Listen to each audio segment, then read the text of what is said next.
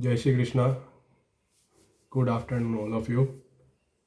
तो हमारा टॉपिक जो रनिंग है वो है अकाउंटिंग टर्मिनोलॉजी या बेसिक अकाउंटिंग टर्मिनोलॉजी। अकाउंटिंग करते समय हमारे क्या क्या वर्ड्स यूज़ होंगे वो सब हम वर्ड्स देख रहे थे। उसमें capital, assets, liabilities, purchase, sales, purchase return, sales return, ये जो वर्ड्स हैं ये हमने समझे थे। कैपिटल जो भी कैश और एनी अदर आइटम बिजनेस में इन्वेस्ट किया जाता है बिजनेस स्टार्ट करने के लिए, ओनर ये जो पैसा लगाता है वो सब कैपिटल। एसेट्स जो ऐसे आइटम्स जो बिजनेस में यूज़ करने के लिए परचेज किए जाते हैं, वापस सेल करने के लिए, not for resale. Business use के लिए जो भी एसेट्स पड़ते, जो भी आइटम्स खरीदे जाते हैं वो एसेट्स। जैसे कोई जनरल स्टोर है तो वहाँ पर जो फ्रिज खरीदा जाएगा या जो फर्नीचर परचेज़ किया जाएगा वो सब उसके लिए एसेट्स होगी, जिनकी कोई ना कोई इकोनॉमिक वैल्यू कि मार्केट वैल्यू होती है कोई ना कोई। लाइबिलिटीज़ जितने भी पेमेंट हमको आउटसाइड पार्टीज़ को करने हैं, जो कहते हैं हमारी जितनी भी जिम्मेदारी बनती, दायित्व बनते हैं कि लोगों को पैसे चुकाने हैं, तो वो सब लाइबिलिटीज़। परचेज़, तो परचेज़ वर्ड मैंने बताया था, जब भी गुड्स परचेज़ किया जाएगा, गुड्स खरीदा जाएगा, जो हम प्रॉफिट अर्न करने के लिए जो आइटम परचेज करते हैं उसे गुड्स बोला जाता है।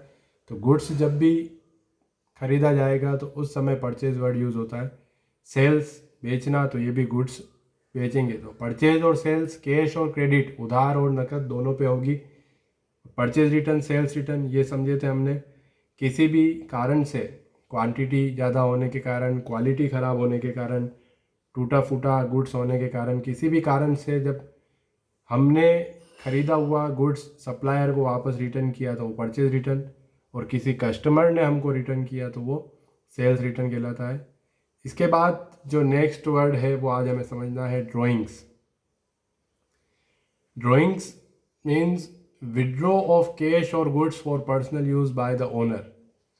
जब भी ओनर, जिसे प्रोप्राइटर भी कहते हैं, तो प्रोप्राइटर जब भी पर्सनल यूज़ के लिए बिजनेस में से या तो कैश या गुड्स का विड्रॉ करे तो ये ड्राइंग्स वर्ड कहलाएगा। तो यहाँ पर हमेशा सेपरेट एंटिटी कंसेप्ट अप्लाई होगा कि ओनर ये सोचे कि मेरी ही दुकान है, मेरा ही बिजनेस है, मैं इसमें से कोई भी पैसा निकालूं या कुछ भी गुड्स पर्सनल यूज़ के लिए लूं तो उसे बुक्स में रिकॉर्ड नहीं करूं, तो ये गलत है। जब आपने बिजनेस में अमाउंट इन्वेस्ट किया, कैपिटल इन्वेस्ट करी, तो बिजनेस ने उसको लाइबिलिटी मानते हुए लिखा है कि ओनर को इतने पैसे वापस देने हैं। तो आप जो पर्सनल यूज़ के लिए गुड्स और कैश का विड्रॉ करोगे वो भी वहाँ पर लिखना ज़रूरी है। नहीं तो टाइम टाइम पर कैश और गुड्स आप विड्रॉ करते रहो और फिर जाकर प्रॉफिट की कैलकुलेशन करो कि प्रॉफिट तो हो ही नहीं रहा। इसलिए ड्राइंग्स की कैलकुलेशन भी की जाती है। सेपरेट एंटिटी कंसेप्ट आगे जब हम पढ़ेंगे, जो तुम्हें मैंने पिक्स सेंड करी उसमें फर्स्ट कंसेप्ट है सेपरेट एंटिटी कंसेप्ट, जिसे बिजनेस एंटिटी कंसेप्ट भी कहते हैं। तो विड्रॉ ऑफ कैश और goods for personal use by the owner is known as drawings. जैसे हमारे फ्रेंड की शादी में हम गए या किसी के बर्थडे पर गए, हमारे गिफ्ट आइटम की शॉप है, उसमें से कोई गिफ्ट हमने उसको जाके दिया गिफ्ट उसमें से, तो वो हम चाहें कि उसे रिकॉर्ड नहीं करें तो ऐसा नहीं होता है, रिकॉर्ड करना पड़ता है उसे। यही जो कंसेप्ट है सेपरेट एंटिटी कंसेप्ट, यही ड्राइंग्स कहलाती है। ड्राइंग्स को हमेशा आपको लिखना है, और ड्राइंग्स जब भी की जाती है ओनर द्वारा तो उससे कैपिटल कम होती है, क्योंकि कैपिटल वो लाइबिलिटी थी जो बिजनेस ये मान रहा है कि मैंने इतने रुपए ओनर से लिए हैं। तो जब ओनर पर्सनल यूज़ के लिए वापस पैसे ले जाएगा तो वो कैपिटल को कम करता है।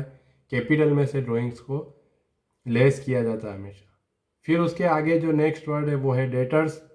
Debtors are the person to whom goods were sold on credit. ऐसे लोग जिन्हें हमने क्रेडिट पर गुड सेल किया था, उधार माल बेचा था, तो वो जो पर्सन है वो हमेशा क्या कहलाएंगे? डेटर्स। हिंदी में इन्हें देनदार कहते हैं। पैसा देने वाला जो पर्सन होता है वो देनदार। तो पैसे देने वाले तो कौन होंगे? पैसे देने वाले जिन्हें हमने उधार पर माल बेचा था, वो डेटर्स, तो बिजनेस के लिए ये एसेट्स हो गई। जिन लोगों से हम पैसे मांगते तो वो हमारे लिए एसेट्स हो गई। और क्रेडिटर्स जो नेक्स्ट वर्ड है वो इसका opposite. Creditors are the person from whom goods were purchased on credit, के ऐसे लोग जिनसे हमने उधार माल खरीदा था, अब हमने गुड्स परचेज किया है उनसे उधार पर, तो वो जो पर्सनस होंगे वो हमारे लिए लाइबिलिटी होगी कि हमें इन्हें पेमेंट करना है, आज नहीं तो 10 दिन 15 दिन 1 महीने बाद भी उनको पेमेंट किया जाना है। तो वो पर्सनस जिनसे हमने उधार माल खरीदा था, तो उन्हें हिंदी में लेनदार कहते हैं, क्योंकि वो पैसे लेने वाले हैं हमसे। तो डेटर्स देनदार कौन से पर्सन, जिन्हें हमने क्रेडिट पर गुड सेल किया था, हमारे लिए एसेट से हम पैसा मांगते हैं। और क्रेडिटर्स वो पर्सन जिनसे हमने क्रेडिट पर गुड्स परचेज किया था, तो वो हमसे पैसा मांगते हैं, हमसे पैसा लेंगे, वो लेनदार, वो हमारे लिए लाइबिलिटीज होती। तो उसके बाद जो तुम्हारा वर्ड था वो था एक्सपेंसेज, लेकिन उससे पहले एक वर्ड हमको समझना है एक्सपेंडिचर, जो मैंने नेक्स्ट तुम्हें जो भेजा है उसमें नेक्स्ट है वो। तो एक्सपेंडिचर अगर बिजनेस में कभी भी यूज़ हो वर्ड, तो एक्सपेंडिचर का मतलब होता है जितने भी पेमेंट बिजनेस में किए जाते हैं वो सब एक्सपेंडिचर्स कहलाते हैं। भले वो छोटा पेमेंट हो या बड़ा पेमेंट, जितने भी पेमेंट हैं सब एक्सपेंडिचर कहलाएंगे। तो इन्हें वापस दो कैटेगरी में डिवाइड किया। हम ऐसे एक्सपेंडिचर करते हैं, ऐसे पेमेंट करते हैं जो बार बार करने होते हैं, उनसे जो बेनिफिट मिलता है वो 1 साल के अंदर अंदर ख़त्म हो जाता है, तो वो रेवेन्यू एक्सपेंडिचर।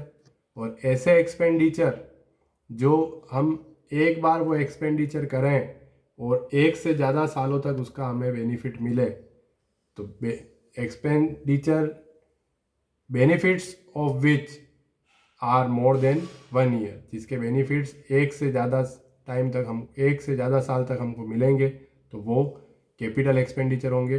तो इसे समझने के लिए सबसे अच्छा जो एग्जांपल होता है, जैसे पेट्रोल और कार, कि हमने बिजनेस में गुड्स की डिलीवरी के लिए डिलीवरी वैन खरीदी, तो वो वैन जब हमने परचेज़ करी, तो एक बार हमने परचेज़ करी तो वो सालों तक हमारे बिजनेस में चलेगी।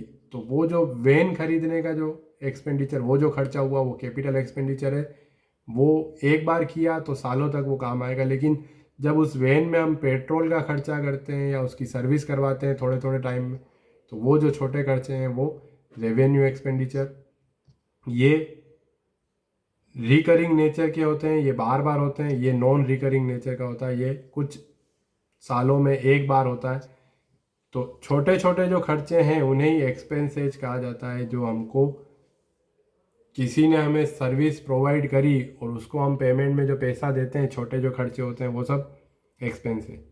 तो एक्सपेंडिचर जो थ्योरी का टॉपिक है, बहुत बार एग्ज़ाम में पूछा जाता है इसको, difference between revenue expenditure and capital expenditure. तो फर्स्ट ऑफ ऑल तो ये क्लियर होना चाहिए कि जितने भी पेमेंट बिजनेस में किए जाते हैं वो सब एक्सपेंडिचर हैं। उसमें से ऐसे पेमेंट जो अभी किया तो उसका जो बेनिफिट है, जैसे कोई लेबर आया और उसने हमारे यहाँ पर गुड्स रखा, तो हमने उसको मजदूरी दी, वेजेस दी, 200 रुपये 300 रुपये दिए, उसने दिन भर काम किया, तो वो जो उसका बेनिफिट है वो उसी दिन ख़त्म हो गया। कल अगर उससे वापस कोई दूसरा काम करवाना है, वापस उससे मजदूरी करवानी, तो वो पैसे वापस देने पड़ेंगे। तो वेजेस जो हमारा एक्सपेंडिचर हुआ वो कौन सा है? रेवेन्यू, क्योंकि उसका बेनिफिट उसी समय वापस ख़त्म हो गया।